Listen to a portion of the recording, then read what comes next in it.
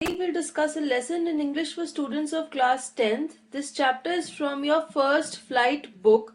The name of the chapter is A Letter to God, written by G.L. Fuentes.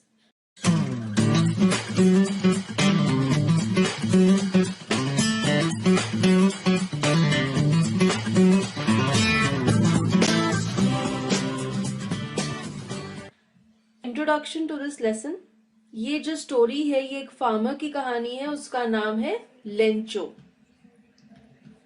जैसे कि Lencho खेती बाड़ी करता है, जैसे कि सभी फार्मर्स मौसम पे डिपेंडेंट होते हैं, जैसा मौसम होता है वैसी उनकी फसल होती है। तो इस स्टोरी में क्या होता है कि अनएक्सपेक्टेडली हेल स्टॉर्म आ जाती है और उस हेल की वजह से लेंचो की सारी फसल, कॉर्न की सारी फसल खराब हो जाती है and they have nothing to eat for the full year. अब आने वाले पूरे साल के लिए उनके पास खाने के लिए कुछ भी नहीं है, तो वो बहुत ज्यादा डिसहार्टन हो जाता है और उसके पास एक ही आशा रह जाती है, वो है भगवान का सहारा, भगवान से कोई मदद आए।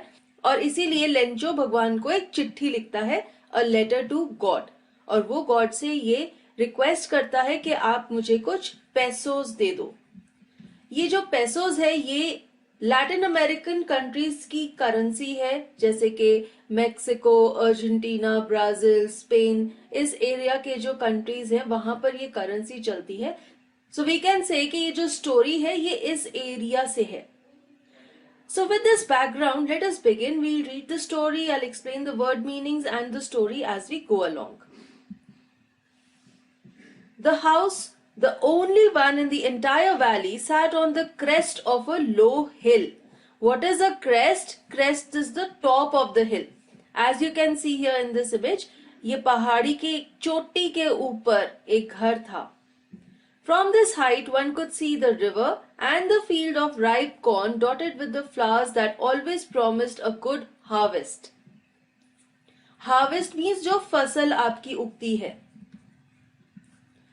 Here you can see, वो कह रहे हैं कि यहाँ से, इस घर से बहती हुई नदी बड़ी क्लियरली दिखती थी और साथ ही साथ जो कॉर्न की, मकई की फसल लगी हुई थी वो भी बहुत अच्छे से दिखती थी, और जो ये फसल थी इसके ऊपर छोटे छोटे फूल भी आ रहे थे, जिससे ये पता लग रहा था कि इस साल फसल बहुत अच्छी होने वाली है. The only thing the earth needed was a downpour or at least a shower. Downpour means a heavy rainfall and shower is a mild rain. तो एक ही चीज की जरूरत थी, वो थी बारिश. अगर अच्छे से बारिश हो जाती तो बहुत अच्छा होता, नहीं तो कम से कम हल्की सी बारिश तो होनी ही चाहिए थी. तो ये बारिश की जरूरत क्यों है? बारिश की जरूरत धरती को है पानी के लिए, ताकि ये जो फसल है ये अच्छे से राइप हो सके और बढ़िया तैयार हो सके. Throughout the morning, Lencho, who knew his fields intimately, had done nothing else but see the sky towards the northeast. Intimately means closely. अब ये जो किसान है लेंचो, जैसे कि मैंने आपको इंट्रोडक्शन में बताया था, इसकी फसल कैसी होगी, that totally depends upon the weather. इसीलिए वो बहुत ज्यादा डेस्परेट है कि बारिश पड़े, और बारिश के लिए ही वो ऊपर आसमान की तरफ देख रहा था, नॉर्थ ईस्ट डायरेक्शन की तरफ, क्योंकि जो बारिश आएगी वो नॉर्थ ईस्टर्न हवा की वजह से, हवा के साथ बारिश आएगी, और इसलिए वो उस डायरेक्शन में देख रहा था ये अंदाजा लगाने के लिए कि बारिश होगी या नहीं. Now we're really going to get some water, woman. The woman who was preparing supper replied, Yes, God willing. तो लेंचो किसी वुमन को, प्रोबेबली उसकी वाइफ हो सकती है, उसे कहता है कि अब तो कुछ पानी मिलेगा, यानी कि बारिश होने वाली है. तो लेंचो ने जब आसमान की तरफ देखा तो उसने ये अंदाजा लगाया कि बारिश होने वाली है. और वो जो वुमन है वो डिनर बना रही थी, इवनिंग मील बना रही थी, जिसे सपर भी कहते हैं. तो वो कहती है कि हाँ, अगर भगवान की मर्जी हुई तो बारिश जरूर होगी. तो इन लोगों की लाइफ इतनी ज्यादा भगवान पे और मौसम पे डिपेंडेंट है कि कैसा मौसम होगा उसी से उनकी फसल होगी और वैसे ही उन्हें खाने को मिलेगा. The older boys were working in the field while the smaller ones were playing near the house until the woman called to them all, Come for dinner. अब लेंचो के जो बच्चे थे उनमें जो बड़े वाले बच्चे थे वो तो खेत में काम कर रहे थे और जो छोटे वाले थे वो घर के पास खेल रहे थे, जैसे ही इसने लेडी ने खाना तैयार किया, उसने सब बच्चों को डिनर के लिए बुलाया. It was during the meal that, just as Lencho had predicted, big drops of rain began to fall. Lencho ने थोड़ी देर पहले ये प्रिडिक्ट किया था कि बारिश होगी, और जब वो लोग डिनर खा रहे थे तभी अचानक से बारिश होने लग गई. तो लेंचो की प्रिडिक्शन सही थी और वो बहुत ज्यादा खुश था क्योंकि बारिश होने लग गई थी. In the northeast, huge mountains of clouds could be seen approaching. The air was fresh and sweet.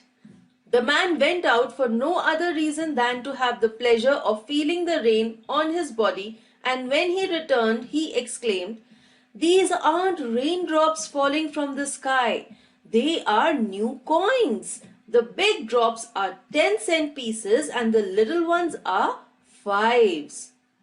तो अब लेंचो ने डिनर जल्दी से फिनिश किया और वो बाहर गया. उसने क्या देखा कि बहुत बड़े बड़े बादल नॉर्थ ईस्ट डायरेक्शन से आ रहे हैं और वो अपने साथ बारिश ला रहे हैं.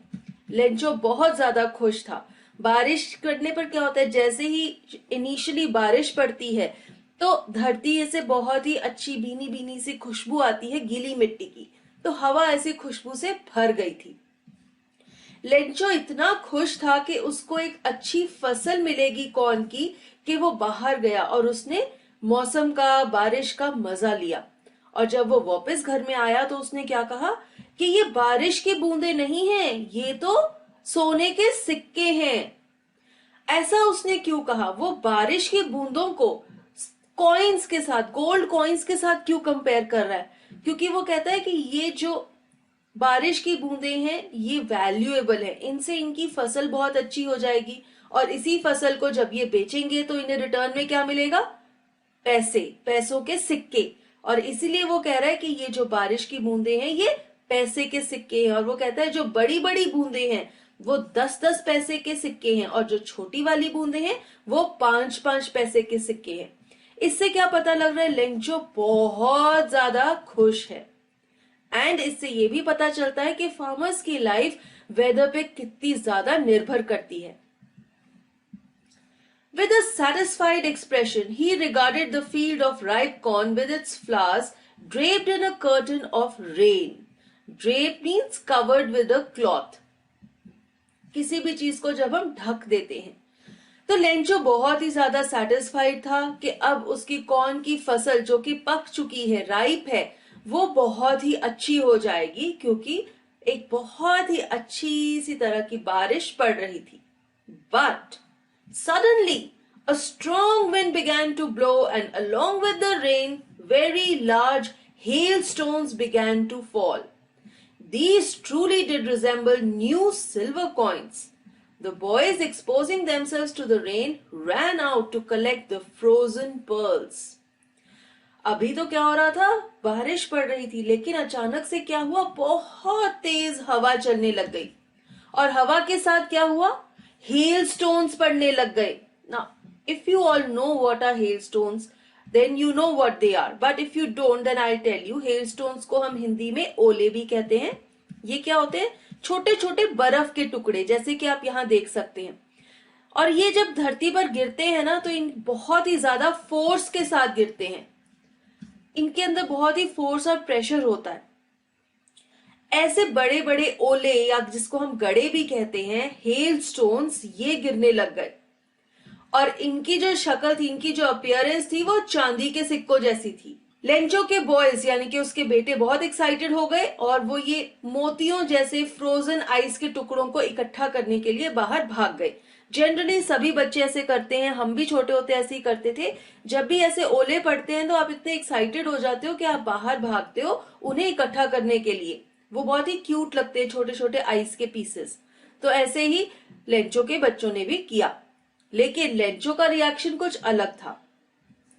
"It's really getting bad now," exclaimed the man. Lencho ने कहा कि ये चीज तो बहुत खराब है, हालत बिगड़ रही है. क्यों? Then he says, "I hope it passes quickly." वो कहता है मैं ये आशा कर रहा हूं कि ये हेलस्टोन्स पड़ने बंद हो जाएं, जल्दी से जल्दी. It did not pass quickly. For an hour the hail rained on the house, the garden, the hillside, the cornfield, on the whole valley. The field was white as if covered with salt. अब यहाँ पर image में आप देख सकते हैं जो छोटे छोटे से टुकड़े व्हाइट कलर के, ये है हेल।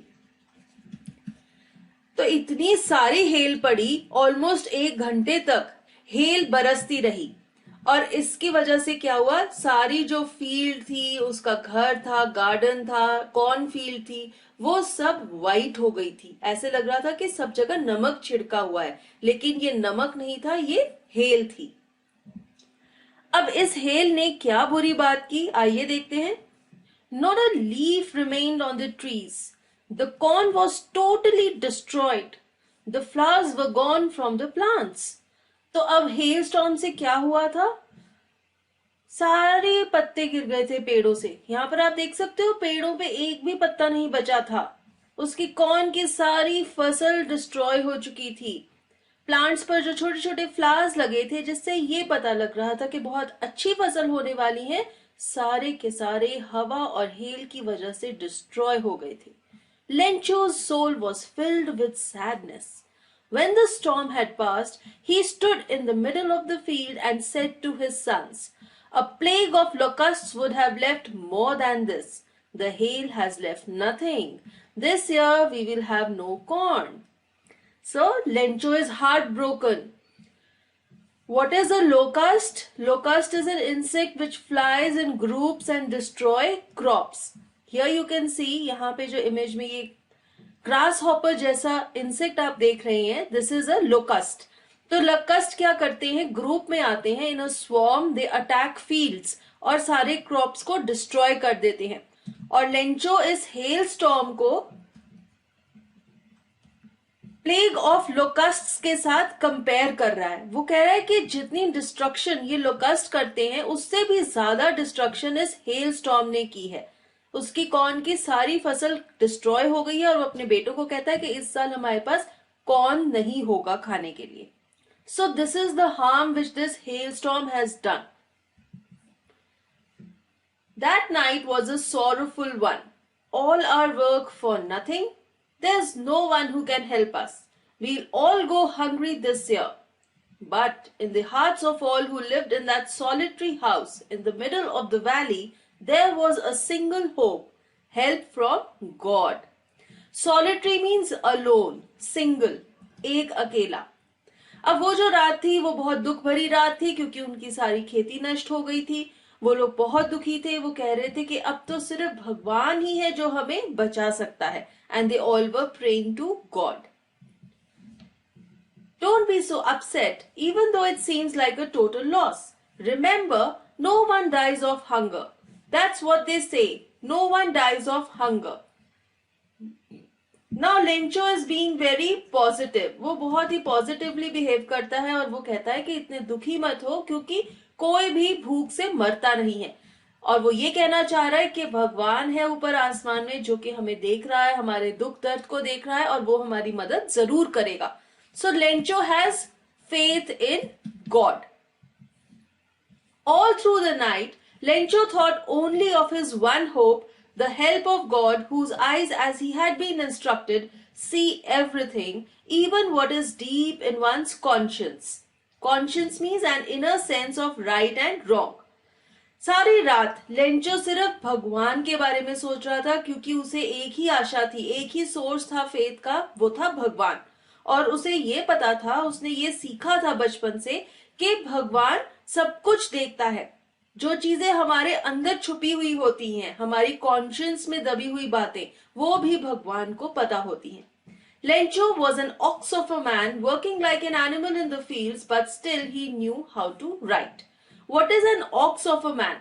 एक ऐसा आदमी जो कि बहुत ज्यादा मेहनत करता है, बहुत ज्यादा हार्ड वर्क करता है। तो लेंचो एक हार्ड वर्किंग मैन था। वो हर वक्त जानवरों की तरह खेतों में काम करता रहता था, लेकिन उसे लिखना भी आता था। वो पढ़ा लिखा था, वो लिख सकता था। तो उसने कुछ सोचा। क्या सोचा?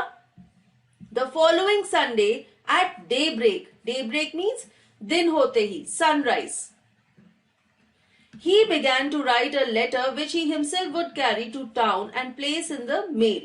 It was nothing less than a letter to God. तो अब लेंचो ने क्या किया? उसने भगवान को एक चिट्ठी लिखी और उसने सोचा कि वो खुद ही पोस्ट ऑफिस जाएगा शहर में और वहां जाके उसे मेल करेगा। God, he wrote, if you don't help me, my family and I will go hungry this year. I need 100 pesos in order to sow my field again and to live until the crop comes, because the hailstorm and so on. Pesos is the currency of many Latin American countries, जैसे कि starting में मैंने आपको बताया था। और यहाँ पर आप देख सकते हैं ये इमेज है वर्ल्ड मैप की, और यहाँ पर जितने भी कलर्ड एरियाज दिख रहे हैं आपको, दोज आर दोज कंट्रीज जहां पे ये करेंसी यूज होती है, पेसोस। तो लेंचो ने अपनी लेटर में भगवान को ये लिखा कि अगर आप हमारी मदद नहीं करेंगे तो हम भूखे रह जाएंगे, पूरा साल हमारे पास खाने के लिए कुछ नहीं होगा। और फिर उसने भगवान से 100 पेसोस की डिमांड की। उसने कहा कि मुझे दोबारा से अपने खेत में फसल उगाने के लिए और खाना खाने के लिए 100 पेसोस चाहिए। और क्योंकि ये जो हेल स्टॉर्म आया था इसने सारा का सारा जो कॉर्न का फसल था उसे डिस्ट्रॉय कर दिया एंड सो ऑन। तो वो यहां पर अपनी लेटर में भगवान से ये रिक्वेस्ट कर रहा है। He wrote to God on the envelope, put the letter inside, and still troubled, went to town. At the post office, he placed a stamp on the letter and dropped it into the mailbox. तो उसने letter को एक envelope में डाला और envelope पे लिखा to God, और फिर उसने उस लेटर को अपनी पॉकेट में रख लिया और पोस्ट ऑफिस से एक स्टैंप ली, उस पर स्टैंप लगाई और उसे लेटर बॉक्स में डाल दिया।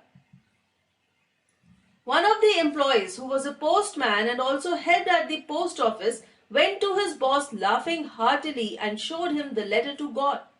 Never in his career as a postman had he known that address. अब एक एम्प्लॉय था उस पोस्ट ऑफिस में जिसने लेंचो की चिट्ठी डब्बे में से बाहर निकाली, और वो बहुत फनी फील कर रहा था कि किसी ने भगवान को चिट्ठी लिखी है। और वो इस चिट्ठी को अपने पोस्ट मास्टर के पास ले गया, अपने बॉस के पास दिखाने के लिए कि देखो किसी इंसान ने भगवान को भी चिट्ठी लिखी है। The postmaster, a fat, amiable fellow, also broke out laughing, but almost immediately he turned serious and tapping the letter on his desk, commented, "What faith! I wish I had the faith of the man who wrote this letter, starting up a correspondence with God."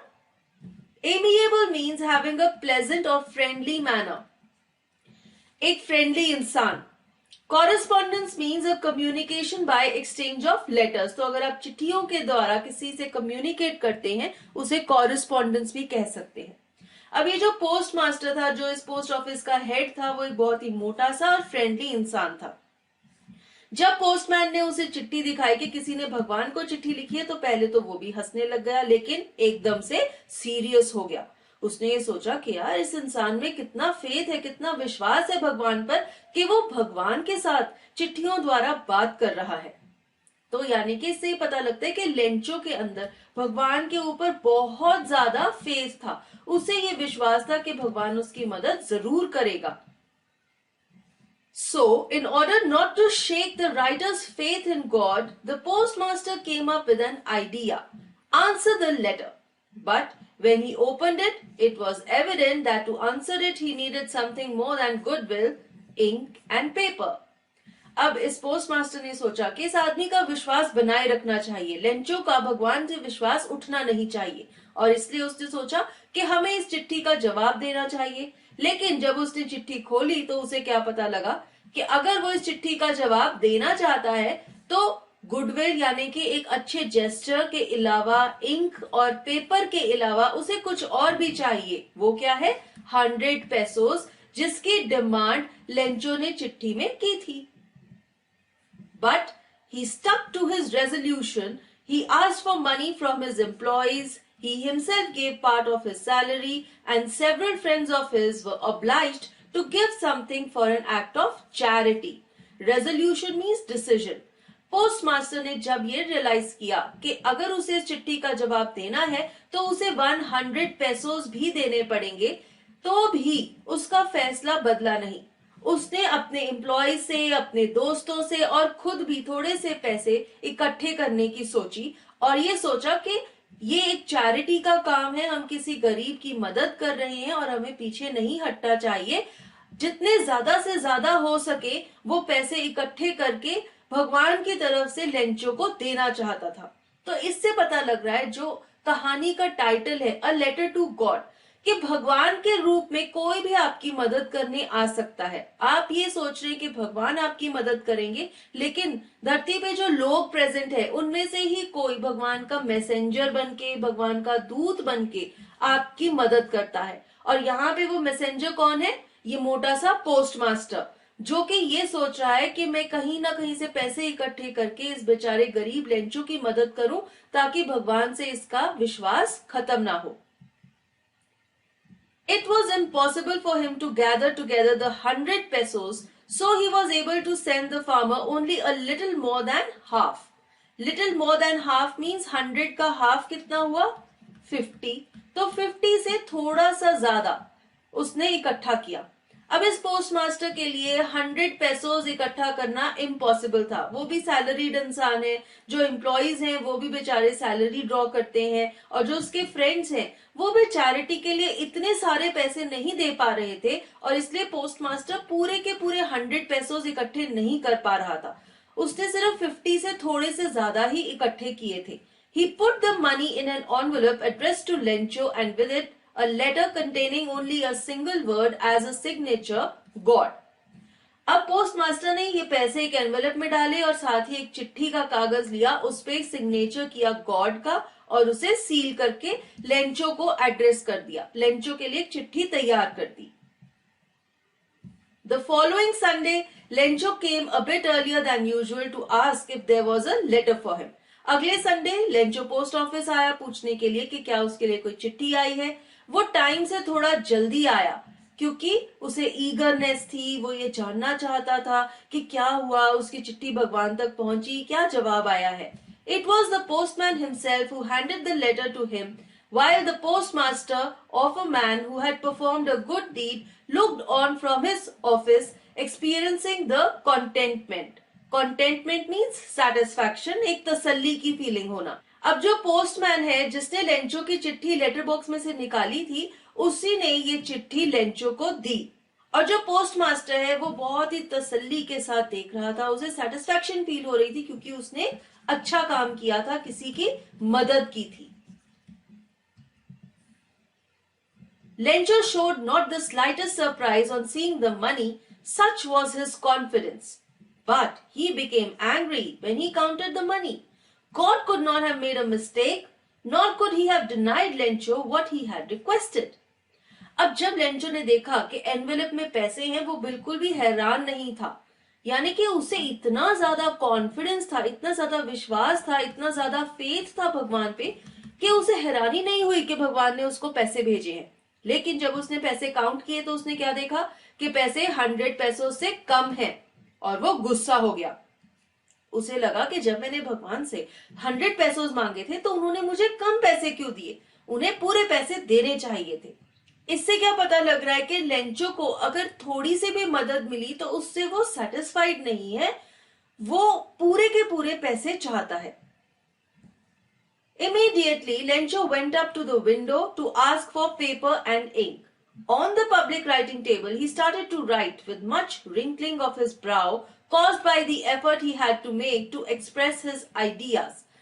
अब Lencho ने क्या किया, वो post office के counter पर गया, उनसे एक पेपर मांगा और एक पेन मांगा और उसने चिट्ठी लिखना शुरू किया। तो वो फिर से भगवान को एक और चिट्ठी लिख रहा है, और जब वो चिट्ठी लिखता है तो उसे सोचना पड़ रहा था कि उस चिट्ठी में क्या लिखेगा, और वो इसके लिए अपनी आईब्रोज को रिंकल कर रहा था जब वो सोच रहा था। When he finished, he went to the window to buy a stamp which he licked and then affixed to the envelope with a blow of his fist. जब उसने लेटर लिख ली, उसने उसे एनवेलप में डाला और स्टैंप लगा के उसे बंद कर दिया। The moment the letter fell into the mailbox, the postmaster went to open it. It said, God, of the money that I asked for, only 70 pesos reached me. Send me the rest since I need it very much. But don't send it to me through the mail because the post office employees are a bunch of crooks. Lencho. Crooks means cheats, धोखेबाज। तो जैसे ही Lencho ये चिट्ठी को letter box में डालता है, postmaster जाता है, वो क्यूरियस है ये जानने के लिए कि लेंचो ने चिट्ठी में क्या लिखा। अब हो सकता है वो ये सोच रहा है कि लेंचो ने चिट्ठी में थैंक्स लिखा होगा गॉड को। लेंचो बहुत ज्यादा खुश होगा कि भगवान ने उसकी मदद की है, इसलिए वो भगवान को शुक्रिया अदा कर रहा है। लेकिन जब उसने चिट्ठी खोली तो चिट्ठी में लेंचो ने लिखा था कि आपने जो मुझे पैसे भेजे थे उसमें से सिर्फ 70 पैसों मुझे मिले। यानी कि हो सकता है लेंचो ये सोच रहा है कि कुछ पैसे किसी ने चुरा लिए। लेंचो ये सोच रहा हो सकता है कि भगवान ने तो उसे 100 पैसों ही भेजे थे, लेकिन हो सकता है किसी ने पोस्ट ऑफिस में किसी ने उस एनवेलप में से कुछ पैसे निकाल लिए, तभी उसे सिर्फ 70 पैसों मिले हैं। क्योंकि लेंचो लेटर में लिखता है कि आपने जो मुझे पैसे भेजे थे उनमें से मुझे सिर्फ 70 पैसों मिले हैं, बाकी के पैसे भी भेज दो, मुझे इनकी बहुत जरूरत है। और साथ ही वो कहता है कि चिट्ठी में मत भेजना, क्योंकि पोस्ट ऑफिस में जितने भी काम करने वाले लोग हैं वो चीट्स हैं, वो धोखेबाज हैं, हो सकता है वो पैसे अपने पास ही रख ले।